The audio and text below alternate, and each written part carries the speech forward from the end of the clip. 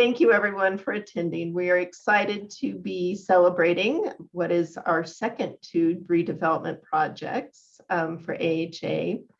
I want to begin by recognizing our current and past board of directors whose guidance and oversight have brought us to this point where AHA can be doing these development activities to preserve, improve, and expand on this essential affordable housing. It looks like I don't know if I saw everyone. I know we have Rebecca Robinson. She'll be saying a few words here. I saw Maureen Scourin, one of our board of directors. Look real quick if we have any other board members on. If I'm missing anyone, I apologize, but as I mentioned, our board of directors has provided us the guidance and oversight to bring these projects to fruition, as well as have committed to subordinate financing that have helped fill financing gaps on these projects. And with that, I'd like to invite Rebecca to say a few words. Oh, and just as an introduction, Ms. Robinson, she's been on our board since 2016 as our resident commissioner. She's been our board chairperson since December 2019, and next year will be serving as our vice chairperson. She's also been one of our public housing residents since 2008. She's currently working, almost done with her PhD, and we really value her participation on our board because she is a voice for our residents. She's been a huge asset to us. And Rebecca, if you'd like to say a few words. Yes, good morning, everybody. Thank you so much, Linda, for the introduction. I really do appreciate it. First of all, I want to congratulate you and your staff on the work that you have accomplished for this agency.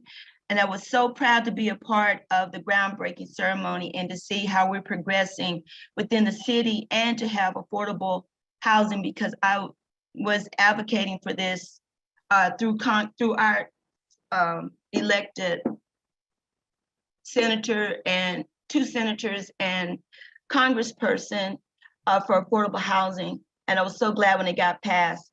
So I just want to congratulate you and your staff for a job well done. And thank you so much for all the work that you do. Thank you. Thank you, Rebecca. The Albuquerque Housing Authority has 945 units of public housing throughout the city. All this housing was built in the 70s and early 80s and is in need of significant rehabilitation and/or replacement. Earlier this year, we celebrated our first redevelopment project, the rehabilitation of 96 units in Martineztown. And now we're celebrating the start of two more projects, our Broadway McKnight and Harper. Broadway McKnight consists of the demolition of 30 existing public housing units, and it's being replaced with the construction of 54 new townhome style units on the 3.4 acre site. This addition of units is the first new construction of units by AHA in over 30 years. Our 6100 Harper project consists of the rehabilitation of an existing 59 unit public housing complex. Both of these properties have larger units, and these kind of larger units with rental assistance is very uncommon and very much needed for families and low-income households. Both of these communities will provide homes for low-income households, and 25% of the units at each site are reserved on a priority basis for households with children. In addition, we have a preference for active duty or retired U.S. military veterans, and there'll be on-site service coordinator and services especially designed for households with children. None of this could be done without our partners and the combination of federal, state, and local funds. This was truly trying to bring two projects to a closing in August in the middle of a pandemic and everything that went with it. This was truly a team effort to overcome these challenges and bring these projects to fruition. and at this time want to recognize those partners. So first, with some opening remarks, our mayor could not join us today, but we do have a video from him, and then we're going to hear from our Senator Ortiz-y-Pino. Congratulations. It's groundbreaking. It's so wonderful to see our housing units getting rehabbed here in Albuquerque. So I want to thank the Greater Albuquerque Housing Authority for their work on this. And we're so excited about the 60 units on Harper that are being rehabbed, and of course the expansion and rehab of the units on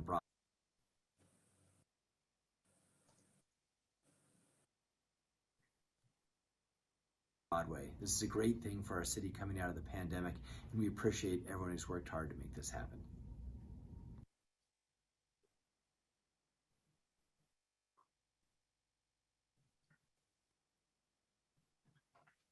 Senator Ortiz-y-Pino has been extremely instrumental in helping us get funds for our redevelopment projects. In the 2020 legislative session, he was instrumental in getting us capital outlay for our Martineztown project, and then again in the 2021 legislative session for Broadway. Huge thanks to both him and the governor for their support in their efforts to bring this capital outlay to the Broadway project. If it hadn't been for this capital outlay, the Broadway project would not have been able to move forward. We saw extreme construction increase costs as a result of the pandemic, and this capital outlay was essential to move it forward.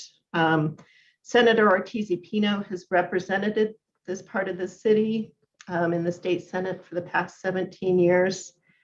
As a social worker, he retired after spending 42 years assisting families and children throughout New Mexico. He knows well the critical importance of affordable, secure, and well-maintained housing in a community. He has many ties to affordable housing, including serving on the legislative committee for the New Mexico Mortgage Finance Authority, as well as being chairman of the Senate Health and Public Affairs Committee, in which he does work to expand access to the Housing Trust Fund, mortgage foreclosure counseling services, and tax credit financing for housing. Prior to all that, he was also the director of the City of Albuquerque's Department of Family and Community Services at the time when the Albuquerque Housing Services was a department of the city. So we have long ties with the senator, and personally, I can't thank him enough for all of his support of our efforts. And with that, I'd like to invite the senator to say a few words. Linda, thank you so much, and congratulations to everyone, all the partners, the multiple partners that had to be involved to make this work. It's really, for me, it's inspiring to see the city stepping up, particularly in light of what the pandemic has revealed about the really drastic need for more affordable housing and actually for more public housing units. I'm really encouraged that you're actually adding to the public housing stock. For too long, I think we've run into problems with the affordability of Section 8 housing, and just the fact that people who have Section 8 vouchers may not be able to actually find any of housing that'll take those. So I really applaud the city, and I know that this really is a first step in what we anticipate to be a serious expansion of affordable housing brought about by state money, but also by the influx of federal money. And I know that you all are ready, you're gearing up. We need the services of the Greater Albuquerque Housing Authority, and we really are excited to see this today. So congratulations to everyone who made it happen. Senator, thank you very much. And it was your efforts that really helped make this happen. So thank you for taking time out. I know you've got a very busy schedule, and we appreciate you being on the call with us today. So at this time, we would like to introduce and thank our many other partners that made this project a success. As I said, it truly took a team effort to bring these projects to fruition. City Councilor Isaac Benton unfortunately could not join us in person here today.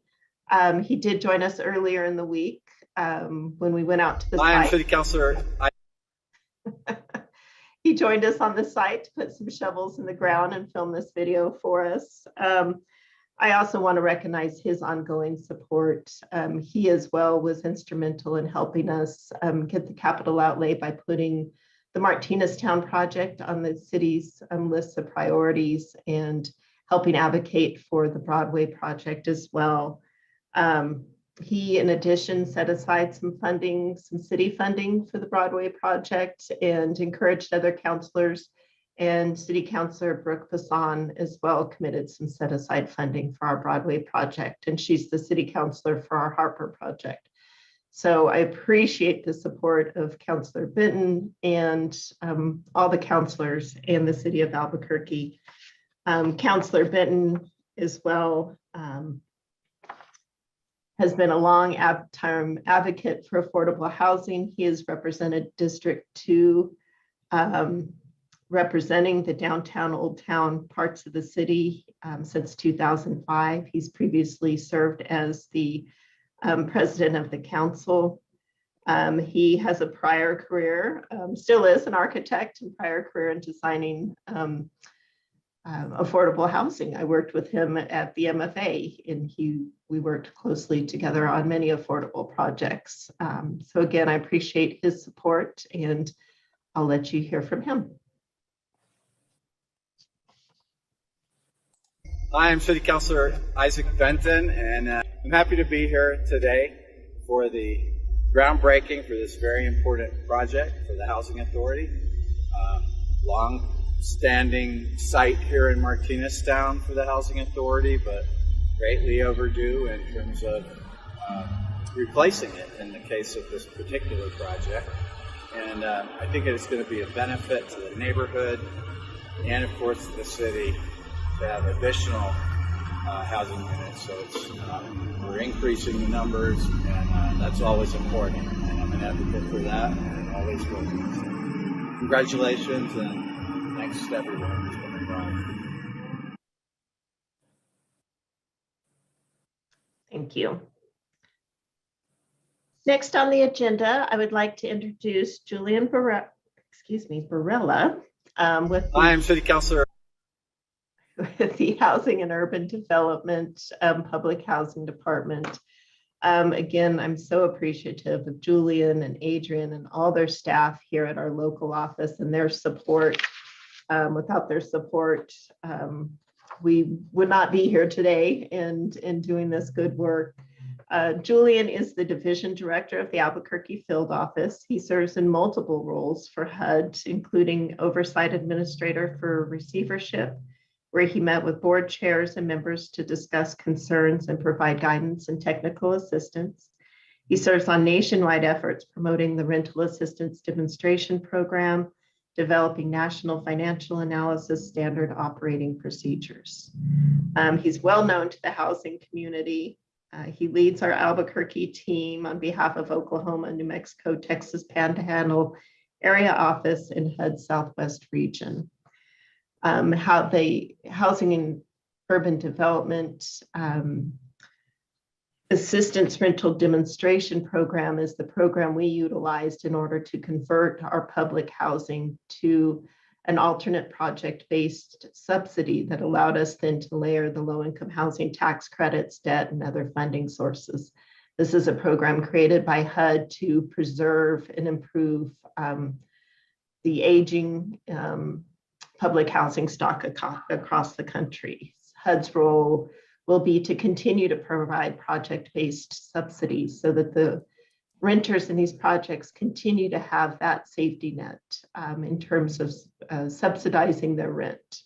And with that, I'd like to recognize Julian Barella and all the staff that are on the call from our local office and invite Julian to say a few words. Good morning, Linda, and thank you for the very warm welcome and your explanation of the rental assistance demonstration. I couldn't have done a better job myself, so thank you for going over that briefly. I'm honored to be talking to you about the Broadway, McKnight, and Harper. and the direction Albuquerque Housing Authority is taking towards modernization and development of new units. As you just mentioned, just a few months ago, we talked about Martinez Town and the beautiful things happening in that neighborhood. The construction of Broadway, McKnight, and Harper couldn't be done without the hardworking staff and partners with multiple vendors. It is my pleasure to be one of Albuquerque Housing Authority's partners as they continue to develop, constructing new units across Albuquerque. As we continue to focus on the purpose of the new development and the reason why we work so diligently toward building new units, our families, everyone deserves to be in a beautiful home, someplace they take pride in and feel they can call it their own, giving their children the opportunity to grow up and go to school in a community of their choice, and sometimes the community in which their mother and father grew up. Thank you on behalf of Marcia Fudge, Secretary of HUD, Brian Gage, Regional Director, and Greg Youngman, Director. Thank you again, Linda, Albuquerque Housing Authority staff, and partners involved in this new build. I'm excited to see the progress and can't wait to get a walkthrough when completed. Happy holidays. I can't wait as well. Thank you, Julian. Mhm. Next, I'd like to introduce Izzy Hernandez with the New Mexico Mortgage Finance Authority, another valued partner in this project that played several roles.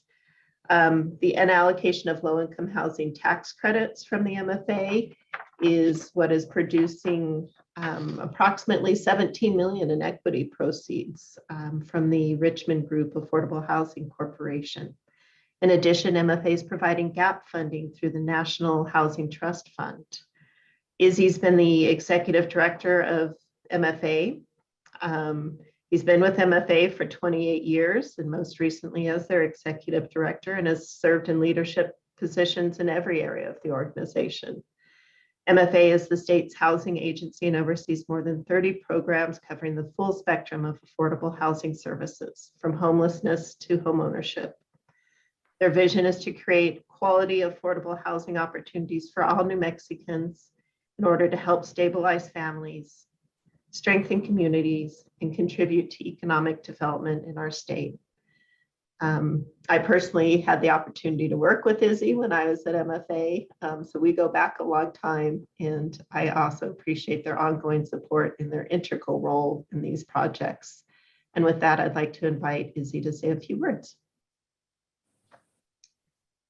Good morning, everyone, and thank you, Linda, for inviting us to participate. It's a pleasure to be here with all of you today.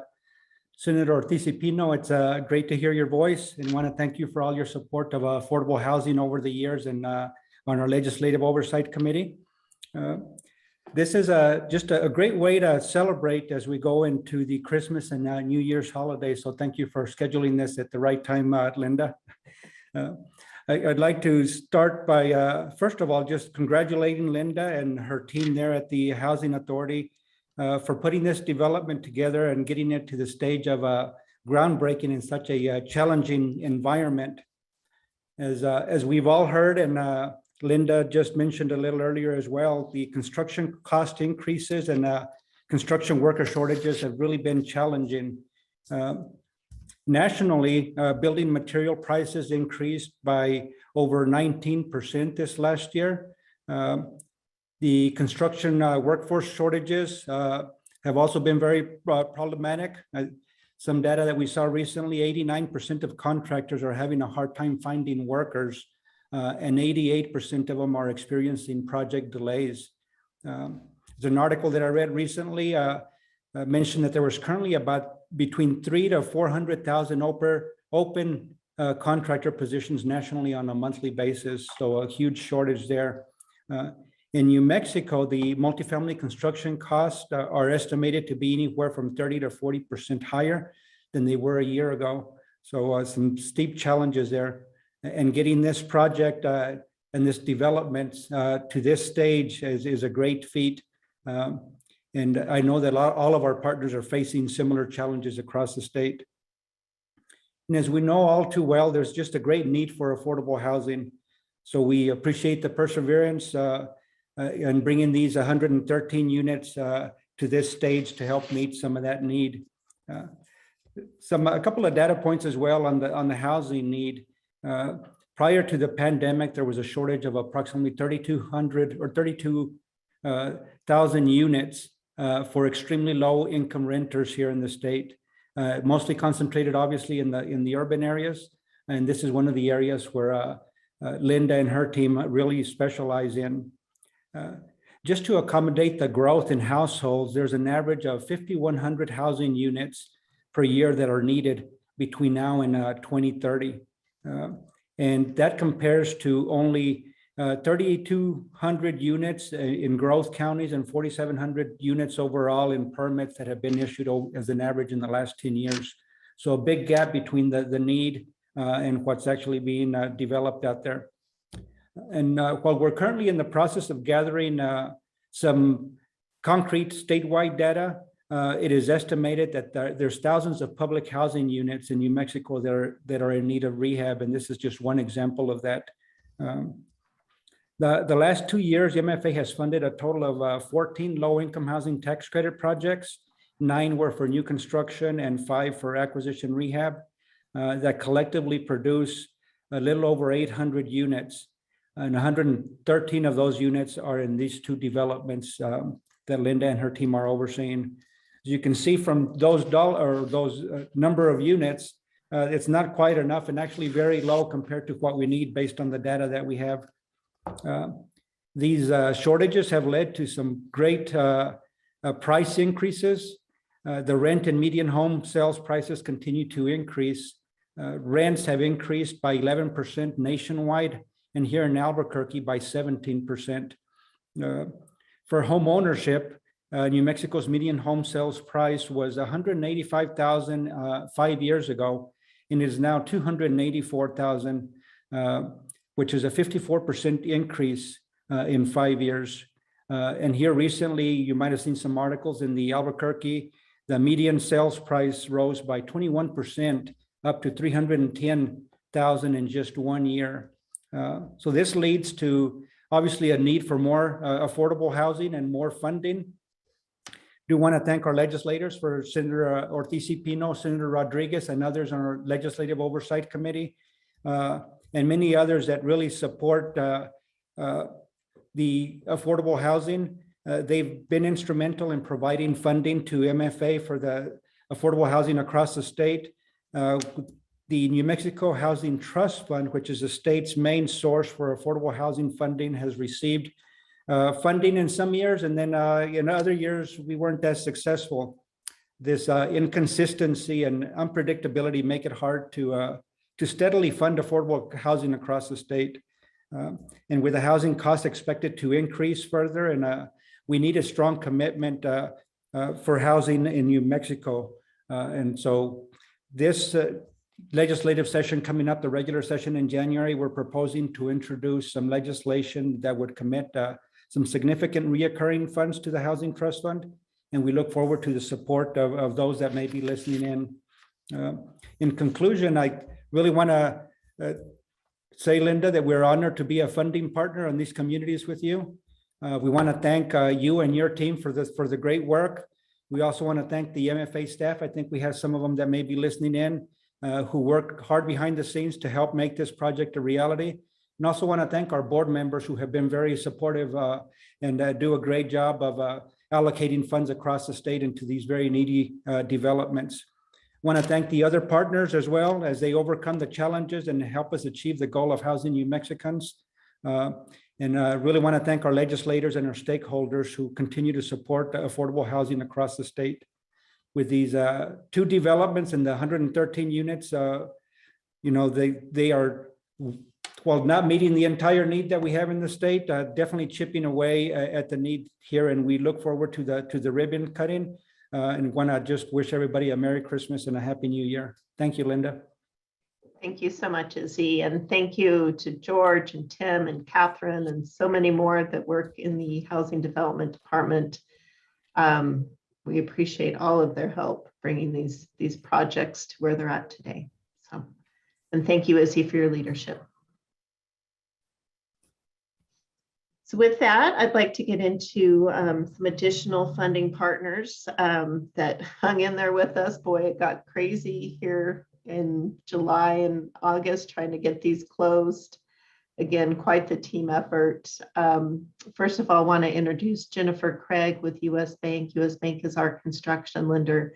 They have been great to work with, and we're very appreciative of their support. Jennifer's been with US Bank for 10 years.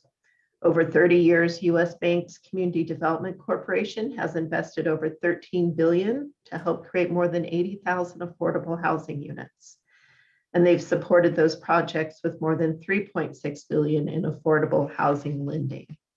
And with that, I'd like to ask Jennifer to share a few words with us. Yeah, thanks, Linda. I will keep it short. So I am a loan originator for affordable housing with US Bancorp Community Development Corporation. On these two projects, we've provided a combined $20 million in construction financing. I just want to thank everyone who partnered to bring this project together. Special congratulations, of course, to the Housing Authority of Albuquerque for their commitment in seeing these developments to the finish line, along with the entire closing team. As you mentioned, it was lots of fun in July and August. You know, the most important thing here is that these homes are going to change the lives of the families in the community and help contribute to their thriving neighborhoods. I think it's really important to note that when the private and public sectors work together, we can help remove disparities and give everyone a chance to achieve financial stability and have a lasting impact on our communities. The entire US Bank team is excited to see these developments come to life, and we look forward to hopefully attending the grand opening in person and see the beautiful, safe housing that will then be available for families within the community. Thank you so much. Thank you, Jennifer. Laura and your entire team there has been great to work with on this project. We thank you for your support. I'd also like to recognize Natasha Pfeiffer with Rocky Mountain Community Reinvestment Corporation. They are our permanent lender on these projects. Our first time working with them, and as likewise has been great to work with them as well. Rocky Mountain Community Reinvestment Corporation is a 501c3 nonprofit organization formed by local banks in 1999 to provide permanent financing for multifamily housing projects. They specialize in both 4% and 9% low-income housing tax credit projects, as well as other non-tax credit affordable housing projects, including RAD conversions, projects in various stages of HAP contracts, USDA, projects with ground leases, and others through the Rocky Mountain region. Ms. Pfeiffer has been dedicated to helping provide quality affordable housing through her role as loan officer at Rocky Mountain Community Reinvestment Corporation. She has been with the organization for over 7 years and has extensive low-income housing tax credit commercial real estate experience. Natasha, if you please share a few words with us. Yes, thank you so much for the introduction. Yes, this is our first transaction with the Albuquerque Housing Authority, and we are pleased to be a partner. As has been said by so many on the call, there are so many players when it comes to pulling these projects together, and we are thrilled to be a small piece in that puzzle, and look forward to having both of these projects complete. One thing that I wanted to point out and highlight about both of these projects is when we're looking at these deals as a lender, we know that they are targeting low-income families and households. And the LORA that is restricting these units on both properties targets a weighted average area median income of 54%. So it is targeting, on average, a 54% AMI household level. However, I think it's important to note and highlight that because the majority of these units are subsidized, really you're ending up targeting anywhere, from 15 to 25% AMI of households, which is what really makes this project so unique by targeting those extremely low income families. So I think this is a great project for Albuquerque, and we look forward to getting to the end and providing our permanent financing. Thank you so much to everyone involved. Thank you, Natasha. You and your team have been great to work with as well. We appreciate your support. And last of our funding partners, but certainly not least, is to introduce the Richmond Group Affordable Housing Corporation, and representing them, Terry Gentry. The Richmond Group is the sponsor of investment funds utilizing the low-income housing tax credit program, and as I mentioned earlier, provided over $17 million in equity proceeds.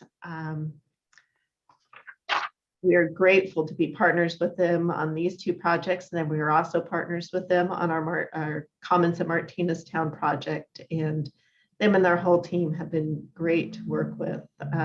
Terry and Alok and so many others, Joyce and everyone, both on the partnership side, the asset management side. We definitely value their support and their expertise that have helped us along in this process. The Richmond Group was formed in 1979 and has grown into one of the largest and long tenured syndication and real estate firms in the country. They have invested approximately $15 billion in more than 1,600 properties nationally. They've been actively helping to create homes here in New Mexico for over 20 years, having invested over $125 million in 17 properties, creating nearly 700 homes. The Richmond Group here today is represented in New Mexico by Terry Gentry and Alok Latif. Terry joined the Richmond Group in 1996 and has placed over $2 billion in tax credit equity in over 250 projects and over $3 billion of assets. Prior to his work at the Richmond Group, Mr. Gentry was a commercial banker at U.S. Bank, servicing clients throughout the Western states. Terry, would love it if you could share a few words with the group today. Oh, thank you, Linda. I really feel blessed to be here today, to get to this moment, to participate in the transformation of these projects. And what a remarkable day. It's a celebration. Celebrating with you and with all the hard work that your staff, particularly Dan Foster, did to get to this point. There were times where we didn't know we were going to quite get there. And it really is, we're surrounded on this project with knowledgeable, passionate housing professionals that made it happen. And also partners with the city. I remember when those capital funds came in and how important that was. And I know that at the Richmond team, we were very grateful for that and all the work that MFA has put in helping making sure that this project came about. I recently read Matthew Desmond's book, Evicted, and there's a wonderful quote that I want to share is, housing is absolutely essential to human flourishing. Without stable shelter, it all falls apart. Preserving this public housing is so important to the health and stability of these families, to the current residents, to the future residents. It puts this asset in a position to last for another generation. How exciting is that?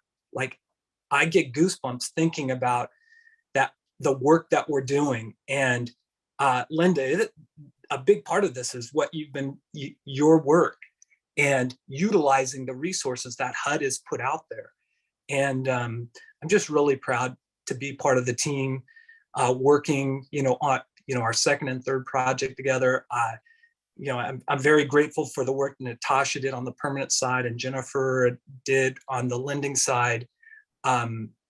It's a celebration. And I know all of us feel really proud about getting to this day and look forward to meeting in person and, seeing families, in this community and being able for them to walk to the park and to the grocery store.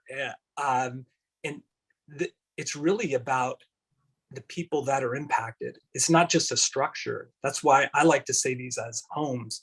These are homes. They're housing people in need that just need a stable shelter to be productive members in the community. So Linda, thank you so much for allowing us to be a partner. And on behalf of our investor fund, Schwab Bank, who couldn't make it today, they thank you as well.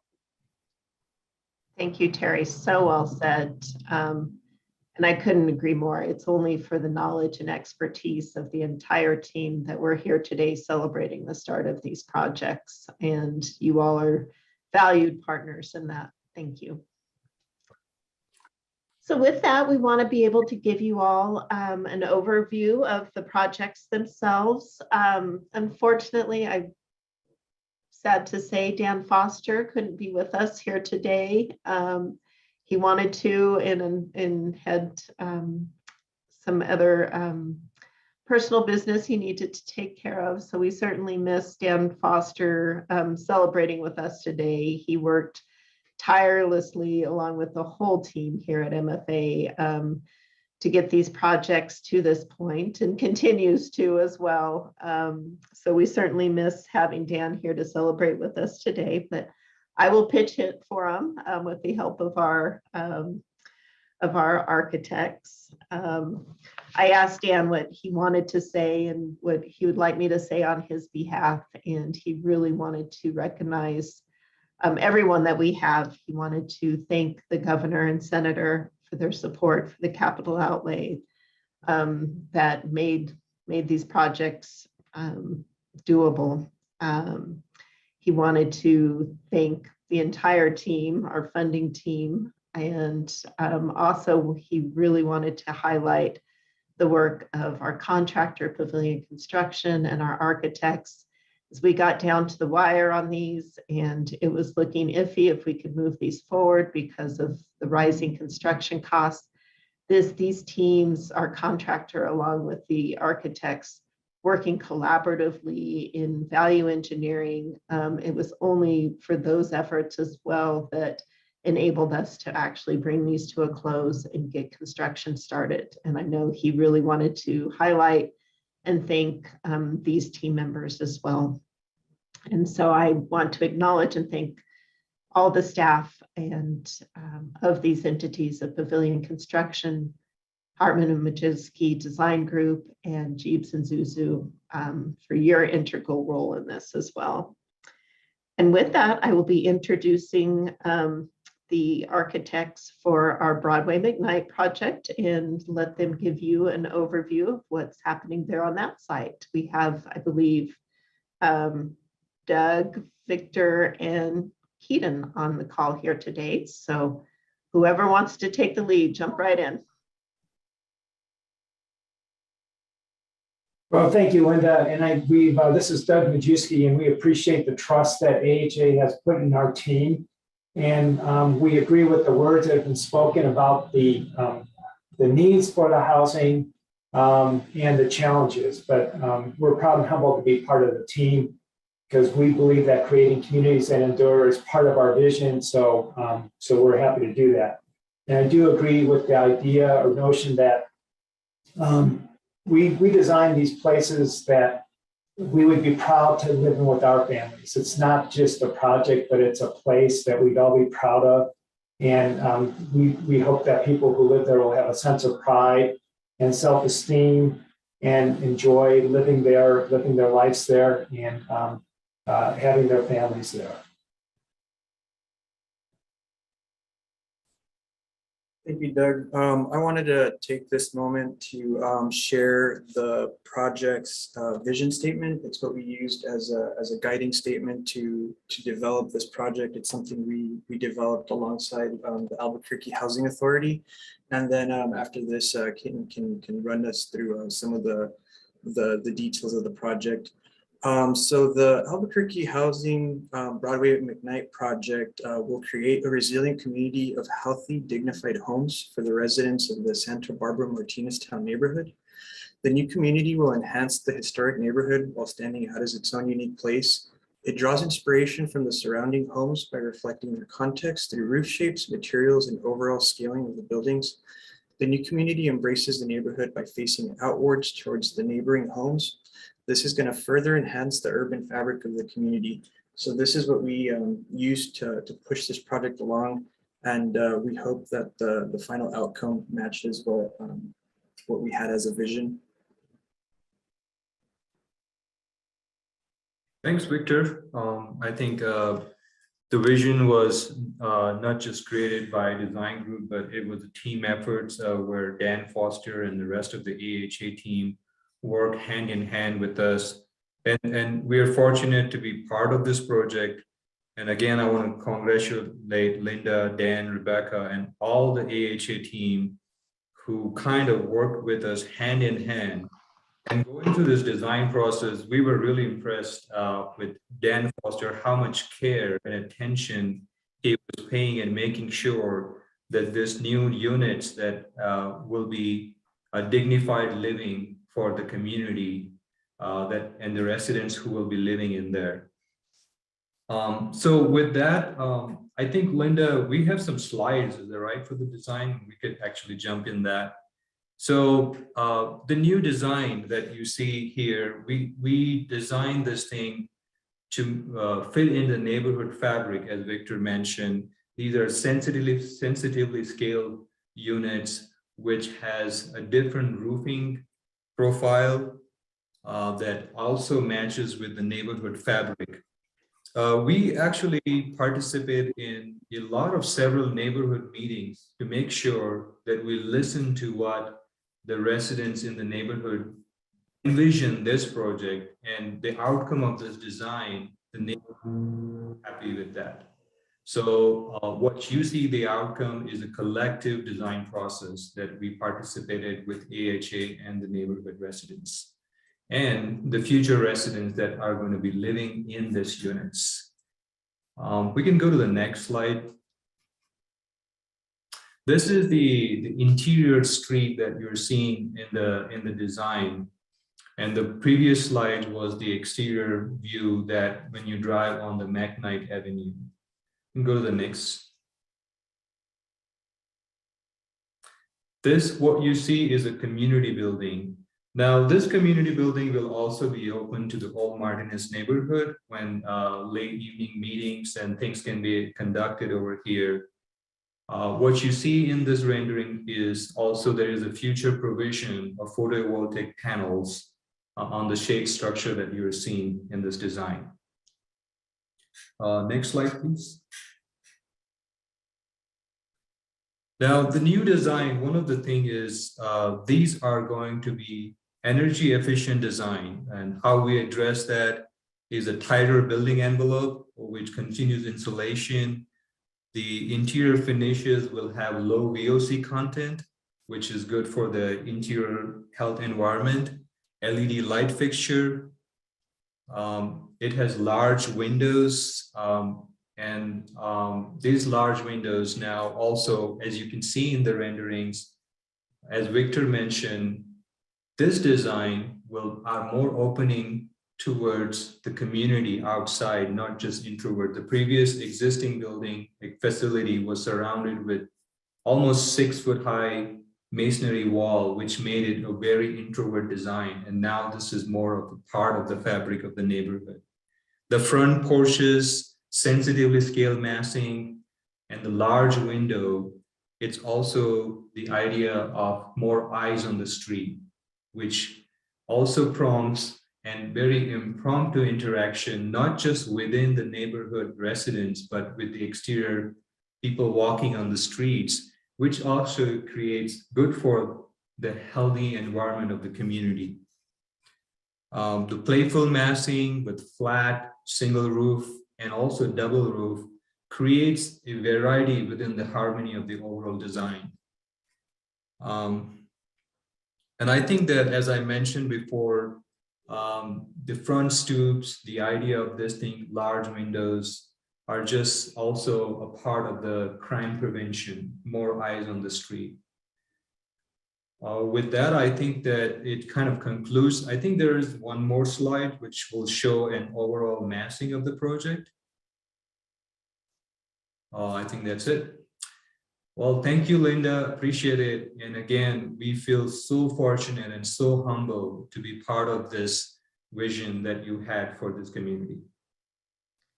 Thank you, Doug, Victor Keaton, for your vision, your thoughtful design, and your help in all your help throughout this process. It's been a joy working with all of you.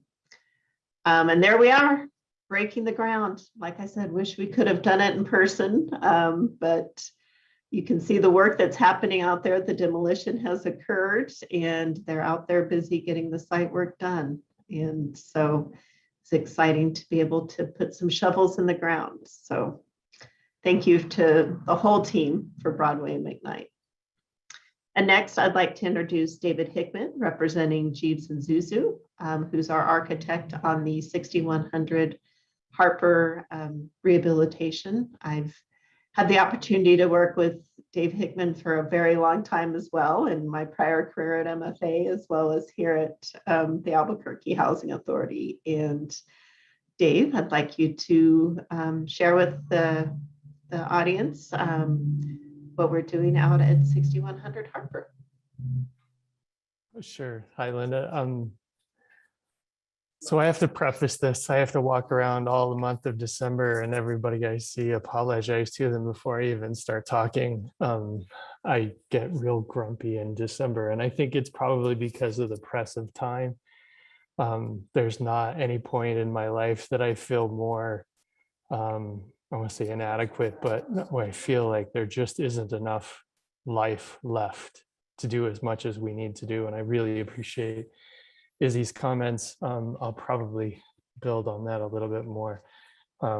What Izzy has explained is true, right? I mean, we just don't have enough units and we don't have enough, and we're running out of time, and it's important and we need to do it. I will say, you know, I moved recently prior to COVID. I used to live 3 blocks away from public housing, from one of the project sites. And now I moved, and now I'm a quarter of a mile away from this project in Harper. It's been great to have Albuquerque Housing Authority as neighbors. And that's how I view it. You know, these are not different people. These are my people. This is who we are as a community.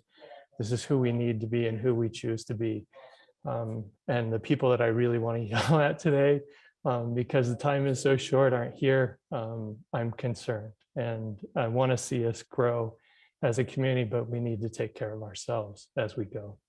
That being said, Harper's going to be a neat project, and it's already under construction. The guys are out there, they're working really hard and diligently. It's interesting. I was out on the project site last week, and our superintendent was a little frustrated because we had a noise complaint from one of the neighbors across the way. And what upset him wasn't that we had a noise complaint, but because it wasn't any of his construction guys. The construction people, the subcontractors that are out on site, they care. And, you know, it's been fun to meet the housing authority staff as they walk and clean the site and work. Their maintenance crews work hand in hand and next to the construction people. We are community. We are Albuquerque. And this is a great representation, this project, and seeing both agencies, the construction industry and the maintenance industry working together. It's wonderful. I'm not going to talk too much. You know, we'll go out there in a year or so, we'll see it all. It's going to be much better, much more energy efficient, much kinder, much nicer, a better landscape design. The units will be more comfortable. Unfortunately, we're not making them bigger or much different, but they will be much more comfortable, and it'll be a great place. It'll hopefully spark even more interest, local interest, in the properties adjacent and to the housing area around. I want to see my neighborhood flourish. And this is a great first step in doing that. And we're excited. We're excited about seeing it, exciting about the process. Nothing is easy. And you all, as my friends, know it's not easy. And I'm grateful to be here with each of you and excited for the future.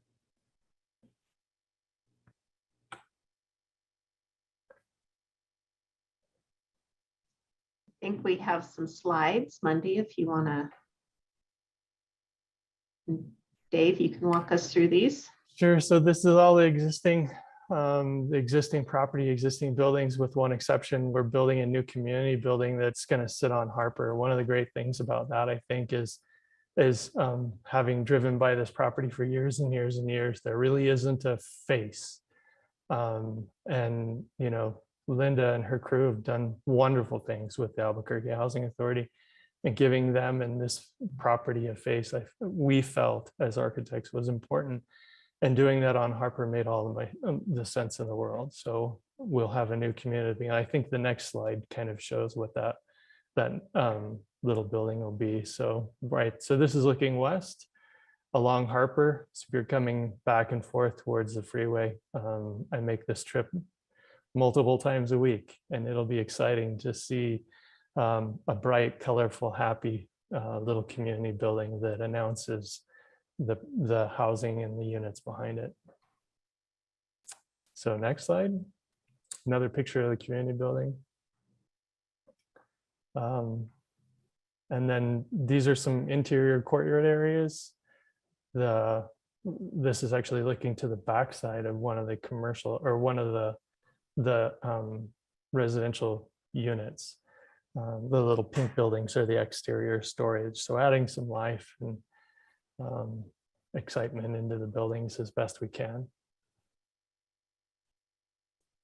Another one of those walkways. You can see, again, just trying to add community spaces, bring people together, and freshen up the buildings. Adding a playground, we're adding a basketball court. So a lot of work on the exteriors.